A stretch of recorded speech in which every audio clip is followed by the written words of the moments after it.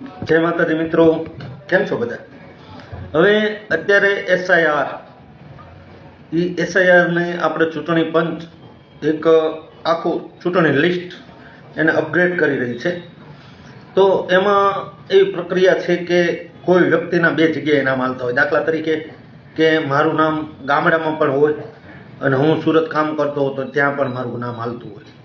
તો આવા જે ડબલ જગ્યાએ નામ હાલતા હશે તે મતદારને પૂછવામાં આવશે તમે બેમાંથી કઈ જગ્યાએ રહેવા માંગો છો. એમાંથી એક જગ્યાએ રહેશે અને એક જગ્યાએ નીકળી જશે. હવે વાત એ કરવાની છે કે અત્યારે BLO તમારા ઘેરે આવી અને તમને સમજાવી રહ્યા છે કે તમે આ ફોર્મ ભરી દો અને જેમ બને એમ જલ્દી આને અપગ્રેડ કરી દો. હવે અત્યારે જો તમે આળસમાં રહેશો અને આ BLOની વાત નહીં માનો અને ભાઈ જવા દો એમ થાય અને પછી જ્યારે ચૂંટણીની નવી યાદી આવી જાય બહાર અને એમાં તમારું નામ નહીં નીકળે અને પછી જે નામ ચડાવવાની પ્રક્રિયા છે ને એ બહુ અઘરી થઈ જશે. એટલે કહેવાનું ખાલી એટલું જ કે અત્યારે કામ ચાલે છે, BLO તમારા ઘરેથી સામેથી આવે છે.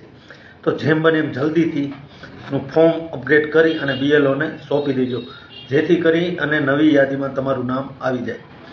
અને BLOને ફૂલ સપોર્ટ કરજો. BLO છે ને એ દેશ માટે અત્યારે સારું કામ કરી રહ્યા છે અને આ થવું જોઈએ.